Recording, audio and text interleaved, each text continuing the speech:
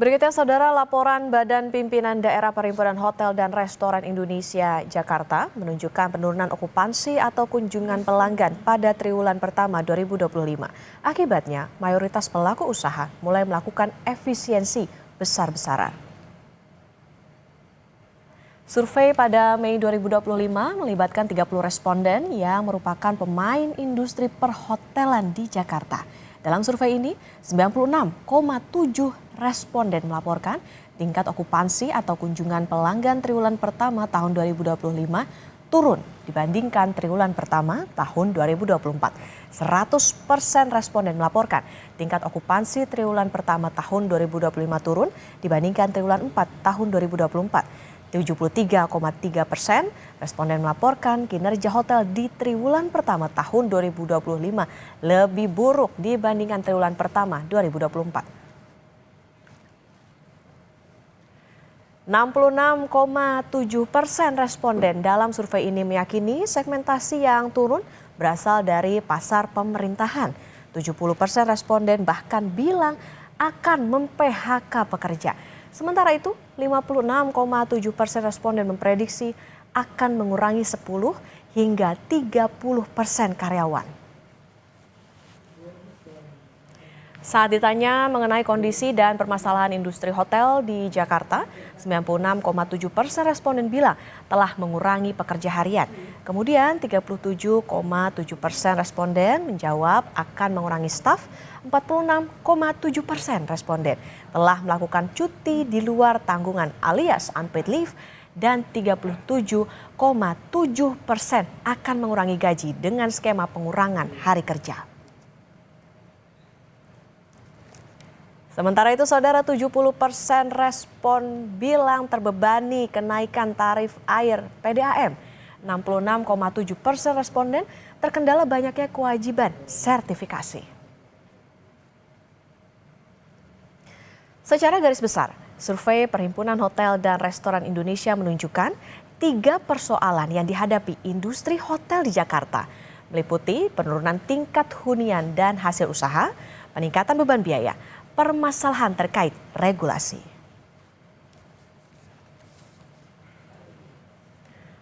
Industri perhotelan di Jakarta menghadapi masa sulit dalam beberapa tahun terakhir, dihantam penurunan jumlah pengunjung hingga biaya operasional yang semakin tinggi.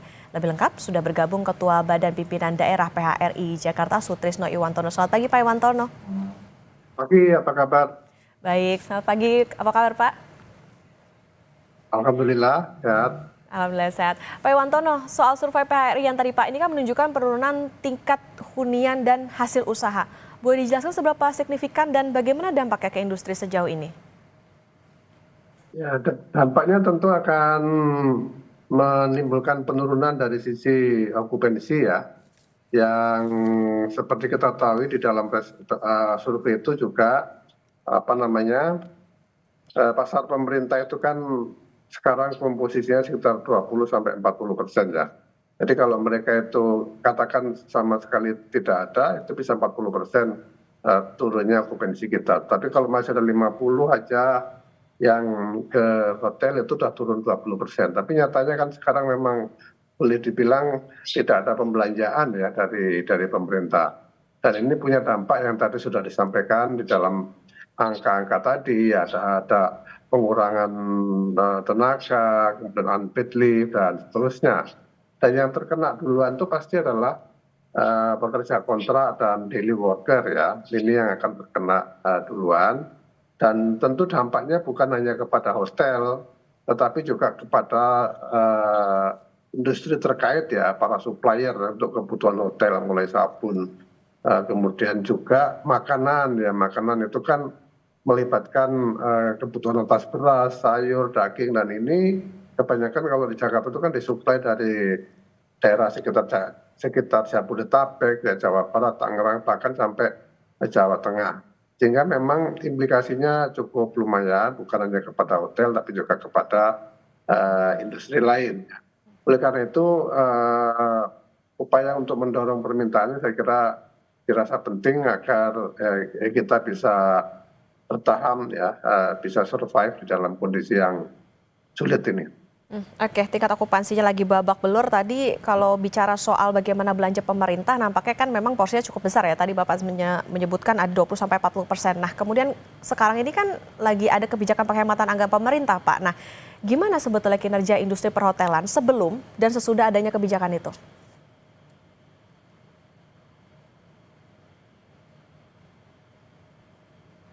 Pak Iwantono? Pak Iwantono bisa terdengar? Suaranya hilang tadi ya?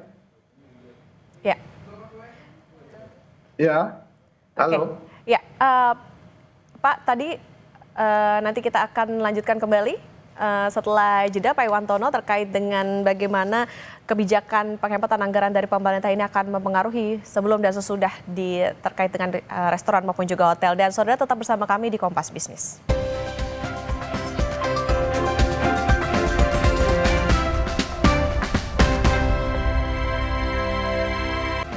Masih di Kompas Bisnis Saudara, dan kita masih akan melanjutkan perbincangan bersama dengan Ketua Badan Pimpinan Daerah PHRI Jakarta Sutrisno Iwantono. Pak Iwantono, kita lanjutkan kembali. Tadi kalau dikatakan memang kan dengan menurunnya tingkat okupansi ini kan juga berdampak ada multiplier effect tidak hanya ke restoran atau juga hotel itu sendiri, tapi juga ke bagaimana supplier dan lain sebagainya. Dan tadi juga soal belanja pemerintah ini punya porsi cukup besar 20-40%. Tapi sekarang kan ada kebijakan efisiensi itu Pak, efisiensi anggaran dari pemerintah. Nah, bisa digambarkan kondisinya sebelum dengan sesudah adanya kebijakan itu seperti apa Pak Iwantono?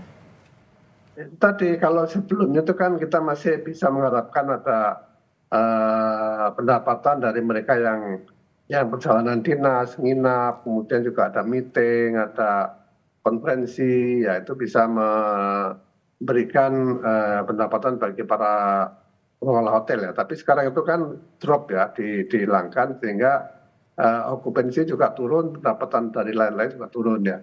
Jadi kalau misalnya di Jakarta ini kan okupansi untuk seluruhnya hotel itu sekitar 55% untuk bintang ya, kalau non bintang kira-kira 40-an ya, 42, 43 sekitar itu ya.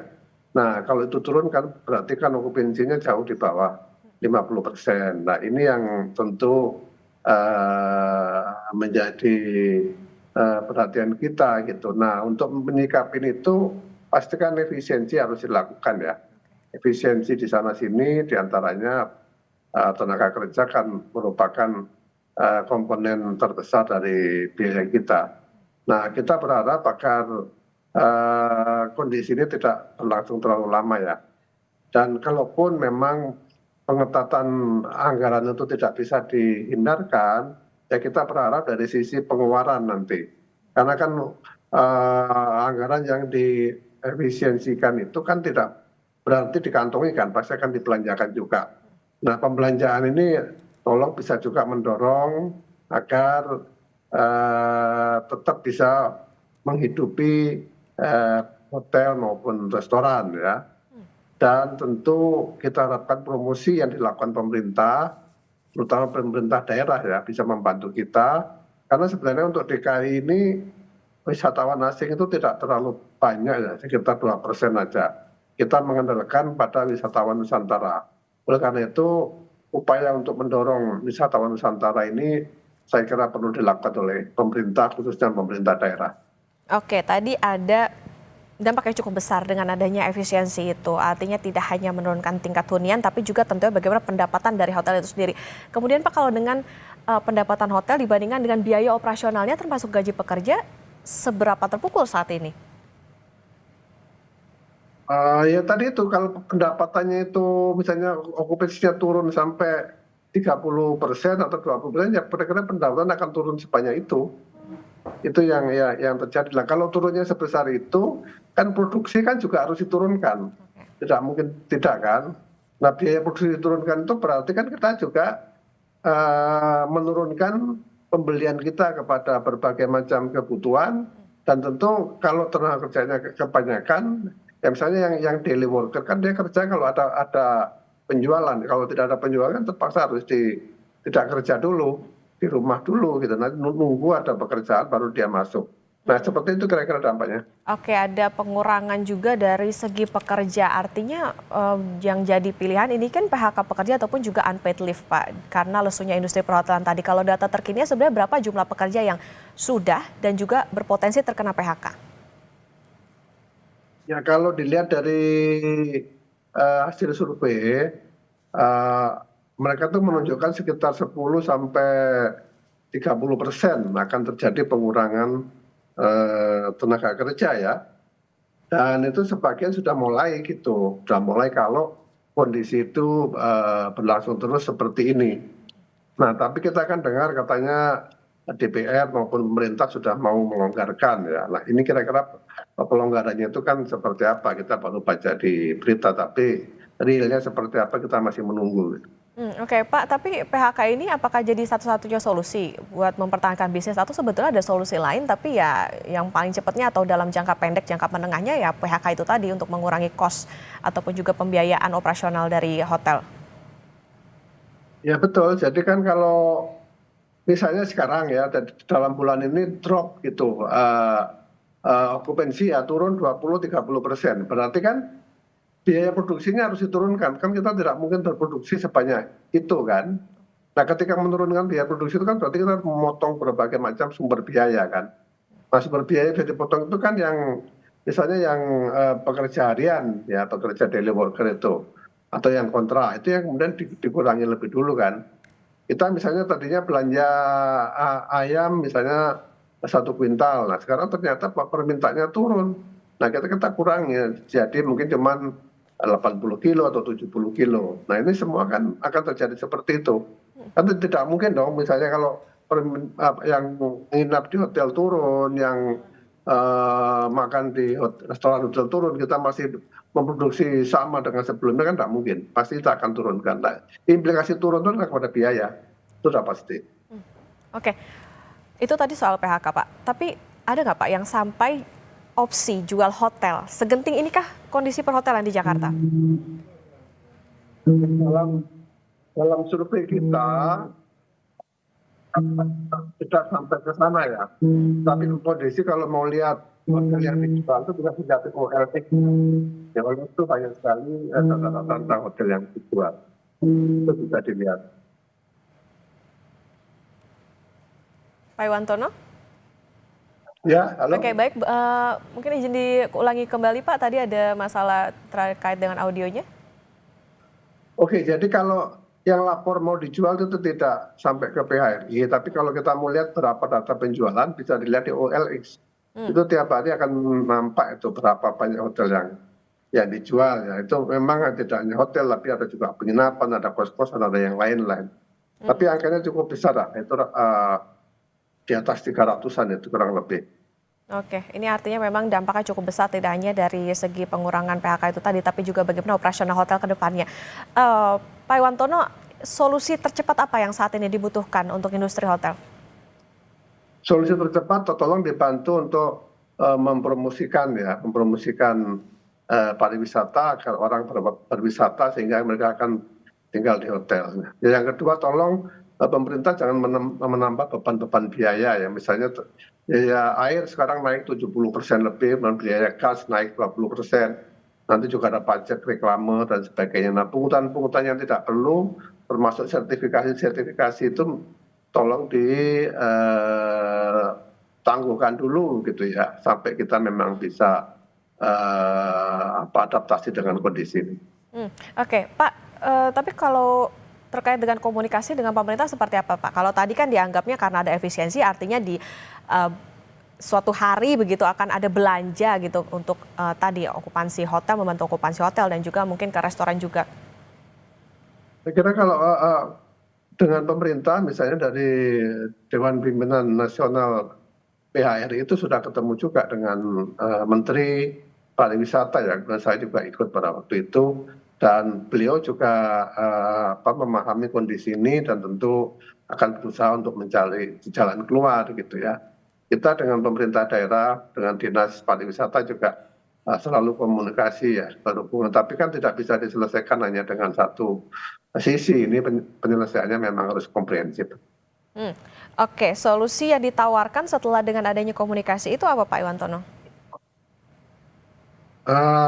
Ya mereka akan berusaha untuk mendorong untuk terjadinya traffic tadi, terjadinya mobilitas penduduk sehingga itu akan menyebabkan peningkatan permintaan. Karena kalau memang dari ASN tidak juga segera kan berarti harus ada pengganti dari ASN itu yang akan apa namanya akan belanja di hotel, akan menginap di hotel. Itu harus didorong dengan anggaran pemerintah. Kan kita bayar PP1 ya, PP1 itu cukup besar 10%. Nah itu tolong bisa dikembalikan kepada kita dalam bentuk berbagai macam kegiatan yang bisa membantu kita. Oke, artinya kalau sekarang Pak Iwantono masih dalam kondisi amankah atau ini justru menjadi alarm berbahayakah untuk industri hotel? Langkah apa yang harus ditempuh pemerintah sekarang juga nih, terutama untuk hotel-hotel yang tadi kalau dikatakan kalau di Jakarta tuh bahkan okupansi untuk wisatawan asingnya ini tidak terlalu besar, artinya bisa mengandalkan sebagian besarnya itu dari belanja dari pemerintah itu. Ya itu tadi, kalau yang mau bangkrut tentu ya siapa sih yang mau bangkrut ya, semua orang ingin hidup bagaimanapun juga. Tapi kalau ini tidak dibantu secara intensif oleh pemerintah, tentu arahnya itu akan semakin susah ke depan ya. Dan itu jangan lupa bahwa hotel dan restoran di Jakarta ini saja ya itu sudah bisa menyerap 600.000 lebih tenaga kerja. Dan selain tadi itu keterkaitan dengan industri lain. Nah ini perlu diperhatikan dan juga sumber PAD ya. Hotel dan restoran itu menyumbang seperti 13% PAD dari pemerintah DKI Jakarta dan saya kira ini juga berlaku bagi daerah-daerah lain ya, bukan hanya di Jakarta, di Bali, di Jogja dan di tempat-tempat lain. Oleh karena itu pemerintah pun tentu berkepentingan lah untuk bisa menghidupi kita ini.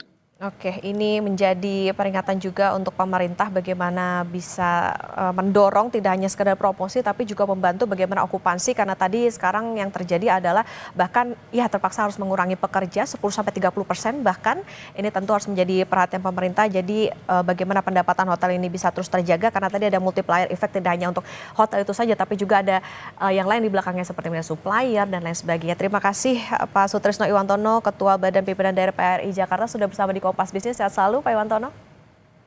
Amin, amin.